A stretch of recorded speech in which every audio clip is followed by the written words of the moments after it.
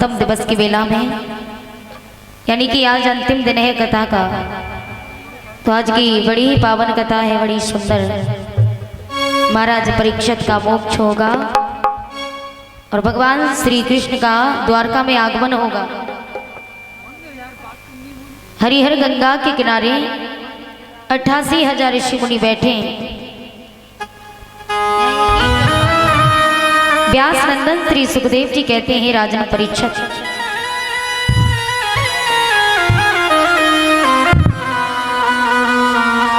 मथुरा जी के निकट जब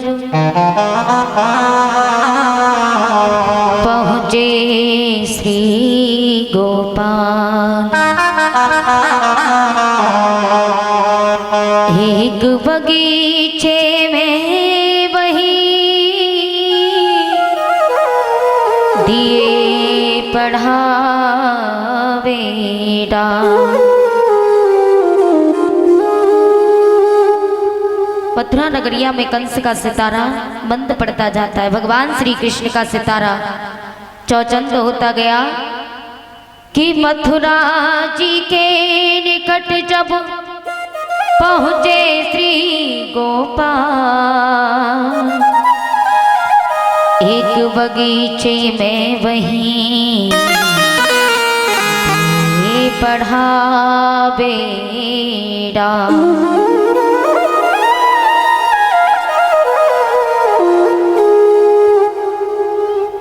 भोजराज कंस का सितारा बंद पड़ता गया। भगवान श्री कृष्ण आज सभी ग्वाल वालों के साथ रहते हैं, मगन रहने लगे। कंस ने अनंत राक्षसों को भेजा, लेकिन किसी ने लौट करके यही नहीं बताया कि मेरा काल कैसा है। ये कंस सोच रहा है, कंस विचार करता है। इतने बड़े बड़े राक्षसों को भेजा, लेकिन कोई लौट करके नहीं आया। देवऋषि नारद ने देखा कि कंस चिंता में है, तो देवऋषि नारद कंस के पास में पहुंचे और कंस से जाकर के कहा, दिन दिन तेरी है कंस राज। ये नारद जी जाकर के कंस से कहते हैं, क्योंकि कंस चिंता में जब बैठा देखा, दिन दिन तेरी है कंस राज, क्यों दशा बिगड़ती जाती है। ऋतु है वसंत के खिलने की, पर गली सिकुड़ती जाती है।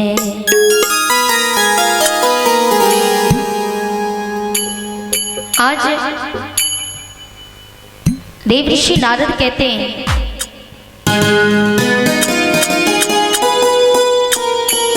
शंका है गर का दुश्मन की।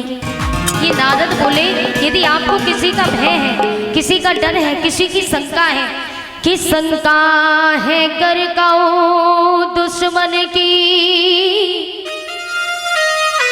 तो ढाबा करो हराए डारो।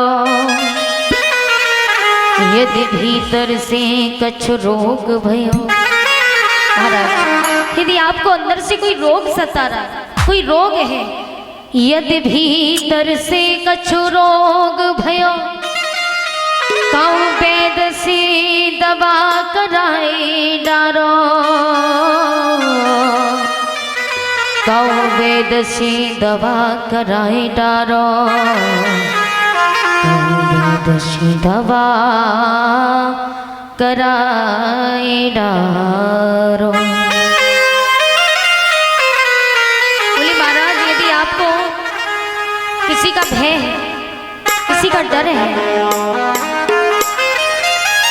और यदि अंदर से कोई रोग है, तो बड़े बड़े वैद्य हैं, उनको दिखाइए। किसी का भय है, तो आपके पास तो इतनी सेना है, आप इतने बड़े राजा हैं, देखो तो क्या बंधन होगा। नारद जी कह रहे हैं कंस से, मकड़ी के धागे कच्चे से। हे महाराज, तुम भी तो खूब डर गए राजन।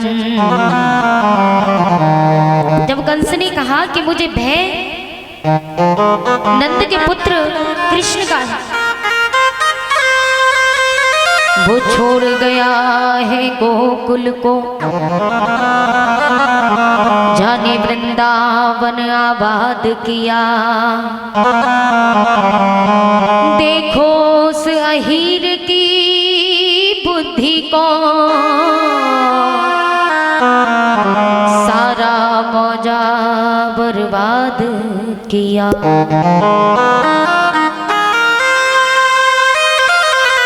तब नारद जी ने कहा, महाराज इसमें डरने वाली क्या बात है? अरे आप इतने बड़े राजा हो कि देखो तो क्या बंधन होगा।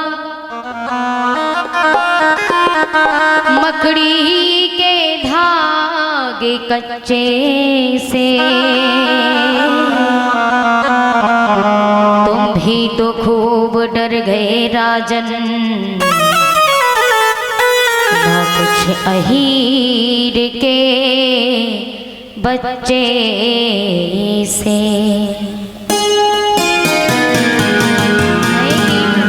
भैया साउंड वाले भैया, एक ईंट रख दो यहाँ, बहुत देर से कह रहे हैं, मिल रहा है बार बार।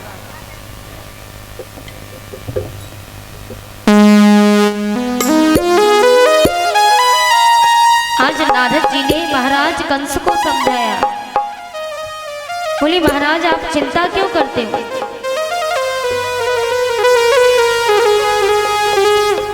आज नारद जी ने कहा एक काम करो, यदि आपको नंद के पुत्र कृष्ण का भय है, आप एक पत्र लिख करके भेज दो। कंस ने पत्र लिख के भेजा। पत्र में क्या लिखा है? सीधी श्री सब लाए लिखो, गोकुल के भूप नंद तपधारी, मथुरा में बाबा धनुष धरो, तुम धनुष यज्ञ की करो तैयारी। आज कंस ने पत्र लिखा है, लिखा कि मथुरा में बाबा धनुष धरो, तुम धनुष यज्ञ की करो तैयारी। बलराम कृष्ण को भिजवाई दो, आप कृष्ण और बलराम को भेज दो, और यदि ऐसा नहीं हुआ तो ना तुमको दिए जेल में डाल। यदि ऐसा नहीं हुआ तो मैं पूरे परिवार को जेलों में डाल दूंगा। और ये पत्र लिख करके अक्रूर के हाथों में दिया। अक्रूर पत्र को लेकर के जिस समय वृंदावन में पहुंचे, बाबा नंद के हाथों में पत्र दिया। बाबा नंद ने पत्र खोल करके पढ़ा तो रोने लगे, आंखों से अश्रुधारा बहने लगे। आज मैया को मालूम पड़ा कि बाबा रो रहे हैं, तो बाबा के पास में मैया पहुंची। नंद जी, आज आपकी आंखों में आंसू क्यों? क्या बात है, आप क्यों रो रहे हो? बाबा नंद ने जैसे ही पत्र खोल करके दिखाया, मैया यशोदा ने पत्र खोल के पढ़ा तो मैया यशोदा रोने लगी। आज भगवान ने मैया के रोने की आवाज सुनी। दौड़े दौड़े मैया के पास में पहुंचे। मैया से जाके कहा, मैया तेने मेरे कारण उलाने सही। मैया आज मैंने तेरी आंखों में आंसू, और वो भी ये दुख भरे आंसू। माँ क्या बात है, कौन सी बात ऐसी है जो तुझे खाई जा रही है? माँ अपने पुत्र को बताओ। तेने मेरे कारण उल्हाने सहे, दिल ने कहू नाही निटुरता धारी। हे मैया हमरी हट हेट अनेक सही, सुन ले जशुमती मेरी महतारी। अरे भैया मेरी गलतियों को तूने देखा, सखियां उल्हाना लेकर के आती तब भी मैंने तेरी आंखों में इतने आंसू नहीं देखे, लेकिन आज तेरी आंखों में ये आंसू। हमरी हट हेट अनेक सही,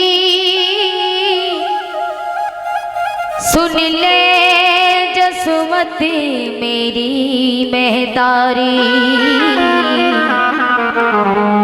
100 जन्म धरे तो ना मिले,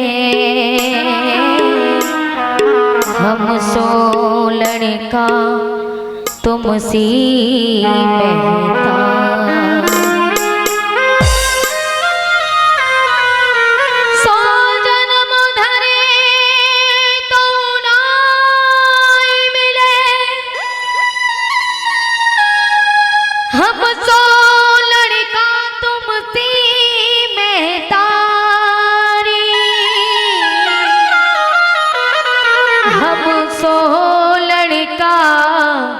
तुमसे महतारी, हम सो लड़का तुमसे महतारी। आज भगवान भी रोने लगे। कहा, मैया क्या बात है, तेरी आंखों में ये आंसू कैसे? मैया यशोदा कहने लगी, लाला तुझे भोजराज कंस ने बुलाया है। भगवान कहने लगे, मैया ये तो खुशी की बात है, यदि मेरे मामा ने मुझे आमंत्रित किया है, मेरे मामा ने मुझे बुलाया है तो मैं अवश्य जाऊंगा। मैया मुझे आशीर्वाद दो। आज मैया की आंखों में आंसू भर आए। मैया कहने लगी, लाला अगर तू खेलने भी निकल जाता, एक पल तुझे देखे बिना तेरी मैया रह नहीं पाती, और आज तू मुझे छोड़ के जाने की बात करता है। तेरे बगैर कैसे जीऊंगी?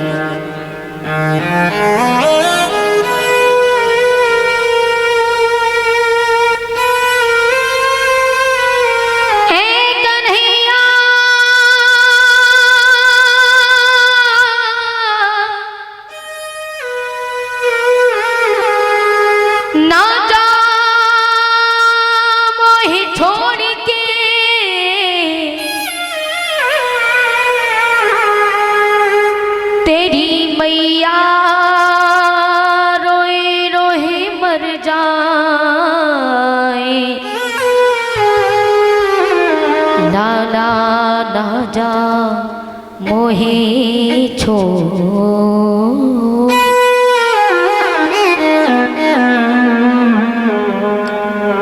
आज यशोदा मैया का रो रो के हाल बुरा है। रो रो के कहती है कि मुझे यदि तू छोड़ के चला गया तो मैं तेरे बगैर कैसे रहूं? अरे ये ब्रज खाने को दौड़ेगा, ये ब्रज की गलियां तेरे बगैर सूनी है। अरे ये ब्रज पूरा सूना है, इस ब्रज के वृक्ष तेरे बगैर अधूरे हैं, यहाँ तक कि गाय भी तेरे बगैर चारा नहीं खाती। सोच जरा, तू चला जाएगा तो तेरे बगैर कैसे रहेंगे सब।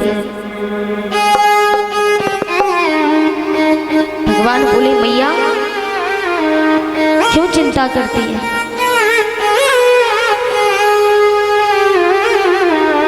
मैं बहुत जल्दी लौट के आ जाऊंगा। मैया मैं परसों लौट करके आ जाऊंगा। आज भगवान ने मैया से झूठ बोला कि मैया मैं परसों लौट के आ जाऊंगा। और झूठ बोला क्यों?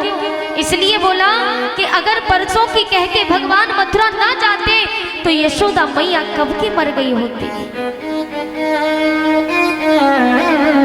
आज बाबा नंद नंगे पांव भगवान के सामने आए, हाथ जोड़ के खड़े हो गए। भगवान ने कहा बाबा आप मेरे सामने हाथ जोड़ के मुझे शर्मिंदा मत कीजिए। अरे आप मेरे पिता हो, आप मुझे सिर्फ आशीर्वाद दीजिए। आपके ये हाथ जोड़ने के लिए नहीं, आशीर्वाद देने के लिए है बाबा, आप मुझे आशीर्वाद दीजिए। आज बाबा की रोने की हिंदगी भर जाती है। अरे जो गोकुल के राजा बाबा नंद